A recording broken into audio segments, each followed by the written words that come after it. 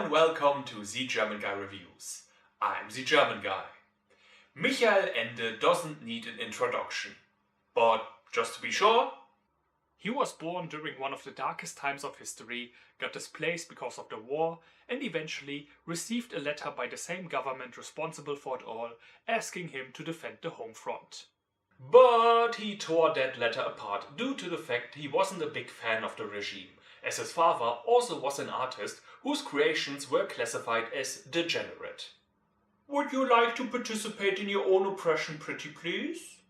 These experiences were part of the reason why his favorite flavor of storytelling was the fantastical, the escapist, imagining worlds of limitless freedom, where even the laws of nature are bendable. Later in life, he moved to Italy, where he liked the general mannerisms, atmosphere and the people there so much that he created this little story that is trying to grasp at something essential about living in this place. And that special something is time. So if you happen to have some of it, stay for a while and let's take together a look at Momo.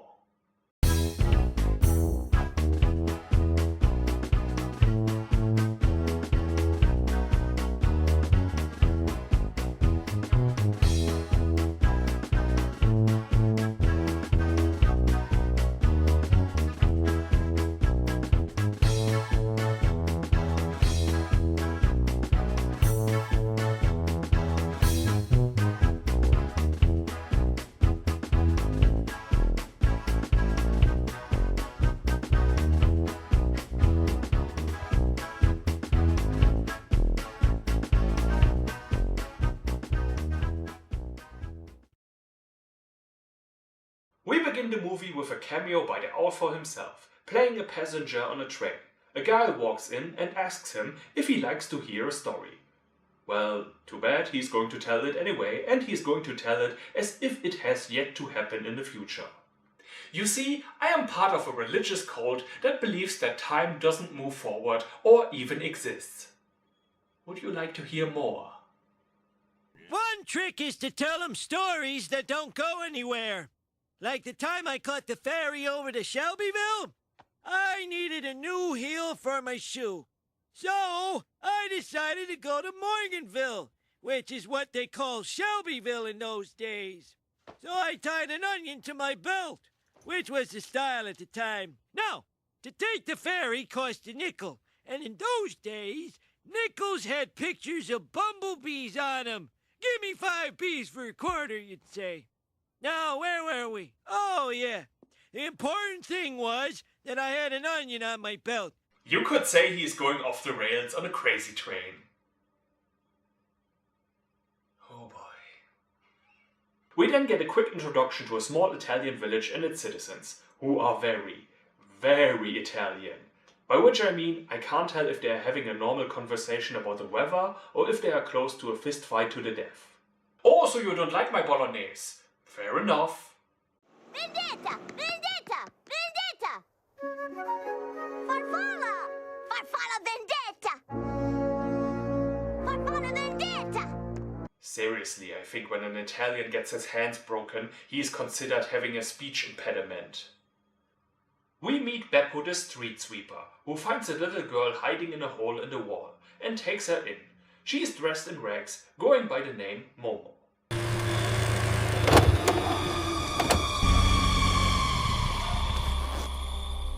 No, she is actually quite the opposite of that. We never really find out where she comes from or who her parents are. The people of the city just assume she must be a runaway orphan. But when you observe what she does in the movie, it's possible that she is a literal angel.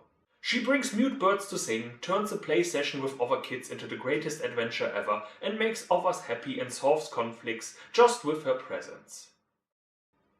Alright everyone, as Catholics you know what that means. We have to build lots of Momo statues and the Saint Momo Cathedral. It has to look like as if there's an entirely different religion practiced here. But for every force in the universe, there's an equal opposing force, embodied here in these strange dudes, simply called the Grey Gentlemen. And I have to say, they do look fine here, but in the cartoon adaptation of the early 2000s, they were literally grey.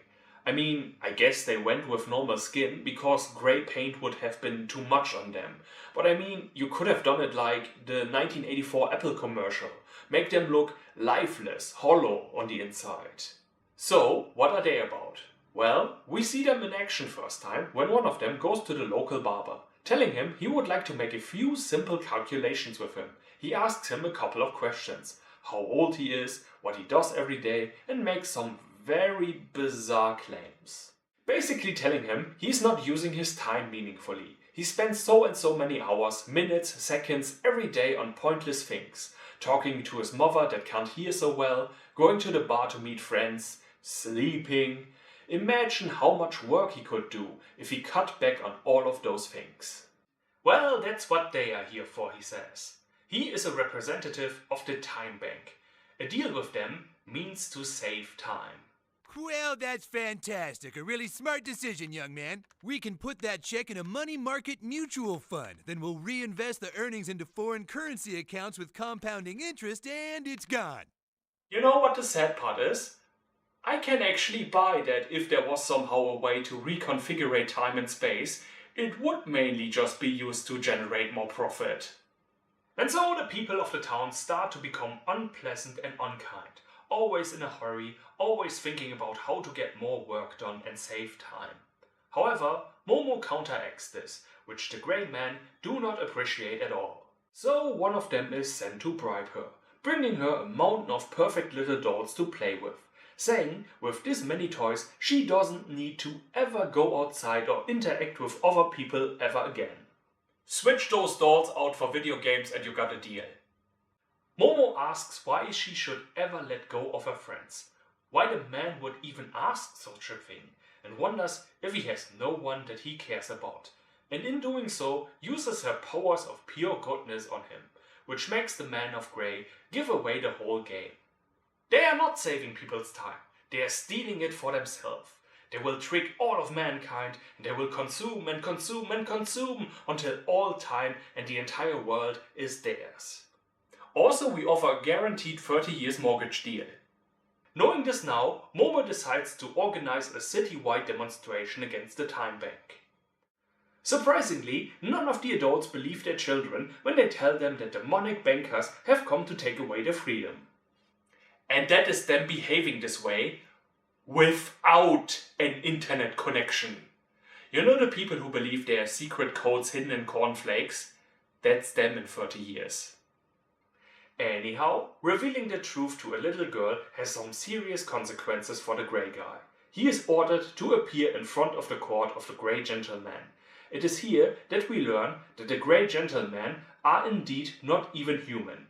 They are a parasitic demonic life form that can only exist by leeching off the lifetime of human beings, and if it's taken away, they become smoke and disappear. Which is the punishment for not only failing the mission, but also revealing their secret. And I have to point this out, I love what they are doing with the sound design here.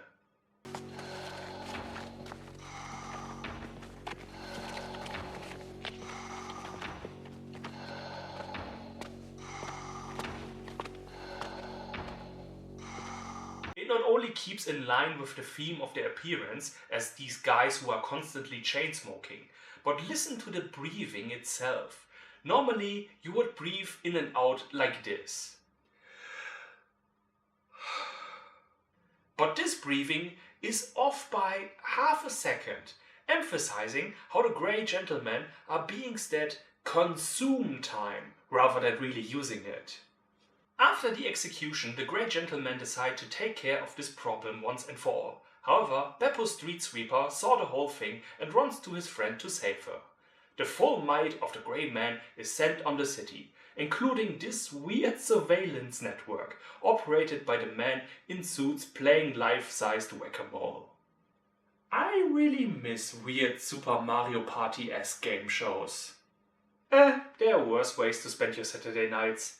Be that as it may, here is yet another great scene. While all the grey gentlemen are hurrying from location to location, Momo just calmly walks down the street, enjoying every step of the way, and still avoiding her enemies who stress themselves out.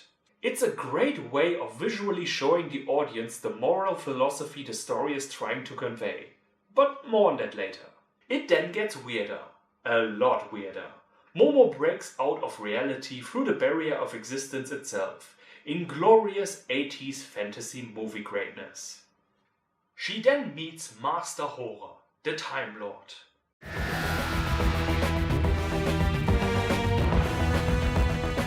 Well, not exactly. He says he doesn't actually control time, rather he manages it, making sure each person gets the amount of time they are meant to have.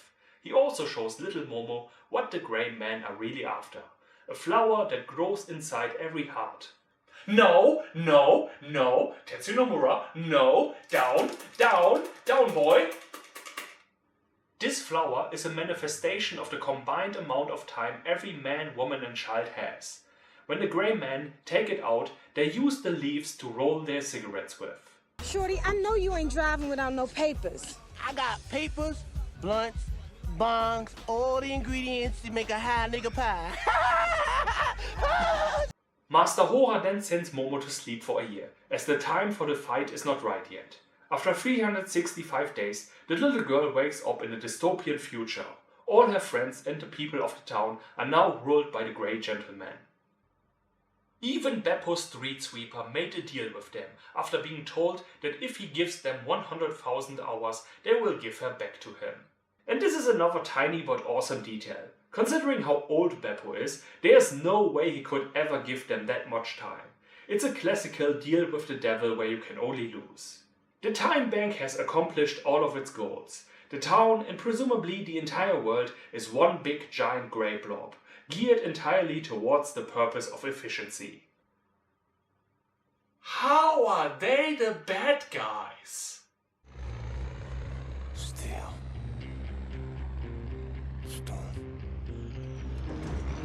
Concrete for miles. Realizing that all of her allies have been consumed by the system, the Grey Gentlemen tell Momo she is all alone and should finally give up, and lead them to Master Horror so they can access the source where all time is created. Our little hero escapes them, but they follow her. However, there's a barrier surrounding Master Horror's home. A normal person has to go backwards, which makes their entire being go back in time, but when the Gentlemen of Grey try the same trick, they go poof. This is because, as Master Horror explains, the time the Grey Gentlemen have is already dead time. It has already been consumed once. Momo has no idea how she is supposed to fight any of this, an entire army, but then has an idea. What if Master Horror stops time altogether, just for a while? That way, the Grey Men have nothing to steal. The Time Lord thinks this is a great idea, and does as instructed. However, before going to sleep, he tells Momo that he will give her the time flower of her heart, which will allow her to keep moving forward in time, unlike every other person that will be frozen. This will give her a small window of opportunity where she needs to find the door to the vault where the time flowers are stored, and close it. That way, the Grey Men are completely cut off and will simply fade out of existence. The time parasites quickly realize what Master Horror has done and run back to the headquarters, followed by Momo, not knowing how long Master Horror intends to stop time, maybe a few months or thousands of years. They immediately start to employ drastic measures and decrease their numbers. Billionaire Mars colony be like. Momo tries to sneak past them, but just like me, she is very bad at stealth and is discovered. The Grey Gentlemen are good at putting spells on people's minds, but they skip gym class, which is why little Momo is able to take them out one by one and close the door of the vault for good.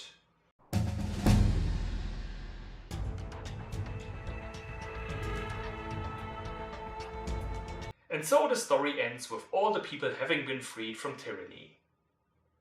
And all I can say is, this was an awesome time. This was an excellent experience with all the 80s movie magic with a beautiful message. Time is the most valuable thing we have. Which is why, once this review is over, in honor of this film, I'm going to spend the next 12 hours looking at pictures of cheese. Time well spent. The Grey Gentlemen are a perfect metaphor for modernity that divides the world into useful and useless things. A world order that lets us all drown in stuff and noise and forget the little things. As Master Horror tells Momo, the Grey Gentleman can only exist because people allow them to exist. And the movie hammers this home over and over again in tiny show-don't-tell moments. Like for instance, at the start of the movie, we see Beppo cleaning the road that has lots of leaves on it. Later, when the world has been conquered by the Grey Man, he sweeps the street even though it's pretty much still clean. And when I saw this, I hated how much I could relate to this with my own work. It's work for the sake of work, with no higher or meaningful purpose behind it than to increase numbers on a spreadsheet that won't serve anyone, while things like community, kindness, art, faith are all put aside. Yet these are the things that make life actually worth living. The kid that plays Momo is just gold. There's just something so likable about her, and you totally believe she is radiating divine light into this world. She is the perfect foil to the Grey Man. She enjoys every little thing, the sound of birds singing, or just super slowly following a turtle step by step, making the best of every situation. There is a new version of the story which I will get to eventually, but from what I saw, it will go in a more goofy and wacky kids movie direction and less atmospheric and philosophical. There is a very old story about a poor fisherman and a rich man. The rich man walks up to the fisherman and says, "Why are you so content with only catching enough fish to get by every day and spend the rest of your time lying in the sun? If you would just work a little bit harder, you could afford another boat, and then another, and another. Eventually, you would have your very own fleet, and you could afford a big yacht." And then? The fisherman wonders. "Then," says the rich man, "you could lie in the sun." And then the fisherman replies, "What is it that I'm doing now?"